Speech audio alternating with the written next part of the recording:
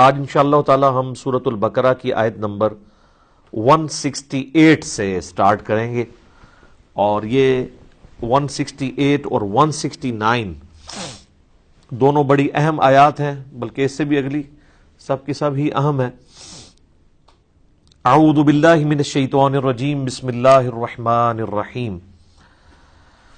یا ایہا الناس کلوا مما فی الارض حلالا طیبا، اے انسانوں کھاؤ اس میں سے جو زمین میں حلال اور پاکیزہ مال ہے۔ ولا تتبعوا خطوات الشیطان، اور مت پیروی کرو شیطان کے راستوں کی۔ انہ لکم عدو مبین، بے شک وہ تمہارا کھلا دشمن ہے۔ اصل میں اشارہ اس طرف ہے کہ اللہ تعالیٰ جو کہ تمہارا خالق ہے، اسی نے تمہارے لیے زمین میں رزق کا بندوبست کیا ہے، تو جس کا رزق کھا رہے ہو اتباع اور اطاعت بھی اسی کی کرو۔ شیطان جو اللہ تعالیٰ کی مخالفت پہ اترا ہوا ہے اس کی پیروی مت کرو۔ جب کھانا اس رب کا کھاتے ہو تو پھر پیروی بھی اسی رب کی ہونی چاہیے۔ اور شیطان تمہارا کھلا دشمن ہے، یعنی ظاہر ہے کہ اس کی دشمنی تو انسانیت کے ساتھ ہے۔ ہم سورۃ البقرہ کے آغاز میں ہی سن چکے ہیں کہ حضرت آدم علیہ السلام کو جب اللہ تعالیٰ نے خلیفۃ اللہ فی الارض بنایا تو اس نے اپنی جیلسی کا اظہار کیا، اس کی وجہ سے اس کا نام ہی ابلیس پڑ گیا۔ ابلیس کہتے ہی ہے جیلس ہونے والے کو، جلنے والے کو، حسد کرنے والے کو۔ تو اللہ تعالیٰ فرما رہا ہے وہ تمہارا کھلا دشمن ہے۔ ویسے تو خیر وہ چھپا ہوا ہے، سامنے نظر نہیں آتا، لیکن اس کی دشمنی بڑی کھلی ہے۔ صحیح بخاری اور مسلم دونوں میں حدیث ہے کہ ہر انسان کے ساتھ اللہ تعالیٰ نے ایک فرشتہ اٹیچ کیا ہوا ہے، اور ایک شیطان بھی ساتھ، جن بھی اٹیچ ہے۔ فرشتہ اسے اچھائی کی طرف بلاتا ہے اور جن جو ہے وہ برائی کی طرف بلاتا ہے۔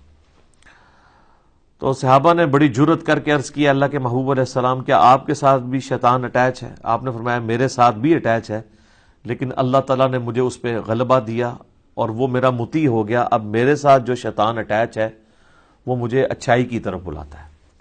تو یہ پروٹوکول صرف پیغمبر کا ہوتا ہے صلی اللہ علیہ وآلہ وسلم، کہ ان کے ساتھ جو ہمزاد کہہ لیں یا قرین کہہ لیں یا شیطان کہہ لیں یا جن کہہ لیں، اس چاروں الفاظ استعمال ہوئے ہیں۔ اٹیچڈ ہے، وہ مطیع ہے، مسلم ہو چکا ہے، وہ ان کو اچھائی کی طرف بلاتا ہے۔ آپ علیہ السلام کے بارے میں آپ کے سوا کسی کے لیے گارنٹی نہیں دی جا سکتی کہ اس کی رائے جو ہے وہ 100% محفوظ ہوگی۔ ما ضل صاحبکم وما غوا، نبی علیہ السلام کے بارے میں آیا کہ تمہارے نبی نہ کبھی بہکے ہیں نہ کبھی بہرا چلے ہیں۔ اور آپ علیہ السلام کی یہ جو خوبی ہے وہ بعثت نبوی سے پہلے کی ہے۔ سورہ یونس کے اندر آیت نمبر 15 اور 16 میں اللہ تعالیٰ نے نبی علیہ السلام کی اعلان نبوت سے پہلے کی زندگی کو بھی دلیل بنایا ہے اس بات پر کہ آپ علیہ السلام اللہ کے پیغمبر ہیں، اور فرمایا گیا کہ اے نبی علیہ السلام ان سے فرماؤ میں اتنا عرصہ تم میں رہا ہوں، کیا تم نے مجھ سے پہلے کوئی ایسی بات سنی ہے؟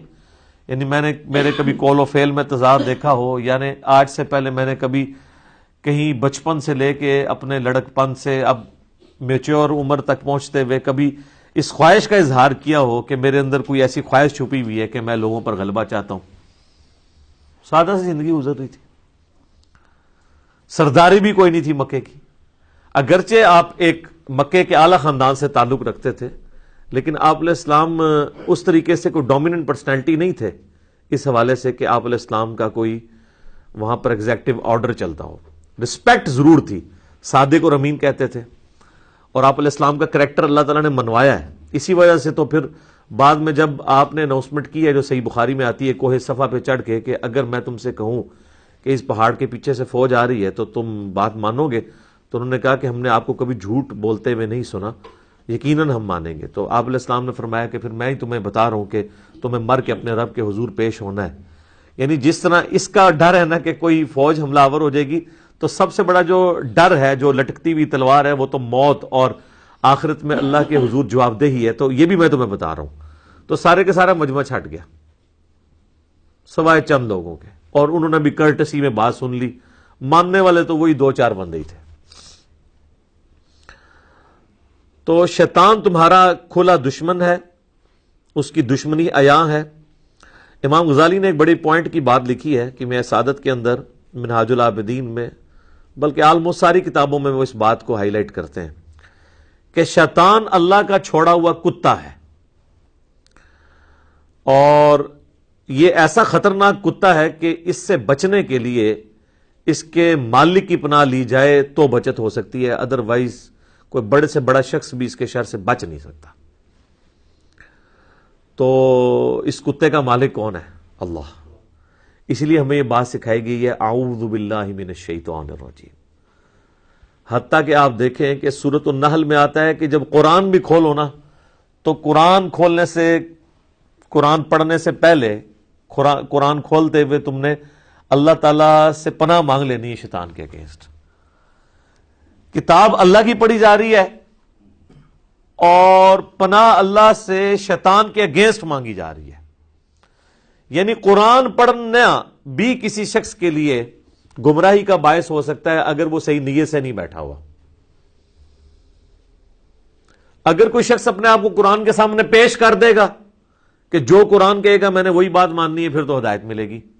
اور اگر کوئی شخص یہ زبردستی کرنے کی کوشش کرے گا کہ میرے جو پریویس عقائد اور نظریات جو میں آباء و اجداد سے لے کے چل رہا ہوں، قرآن کو توڑ موڑ کے اس میں فٹ کرنے کی کوشش کروں، اپنا نوالا قرآن کے منہ میں ڈالوں، تو سر پھر آپ قرآن کی تفسیریں بھی لکھ کے مر جائیں، آپ ایاک نعبد و ایاک نستعین کا مطلب ہی نہیں سمجھ پائیں گے، جو اکثریت کا حال ہے۔ اس لیے شیطان کے بارے میں ہمیشہ کانشیس رہنا چاہیے، اور اس کے لیے سب سے بہترین دعا جو بخاری مسلم میں تعلیم کی گئی ہے وہ ہے اعوذ باللہ من الشیطان الرجیم۔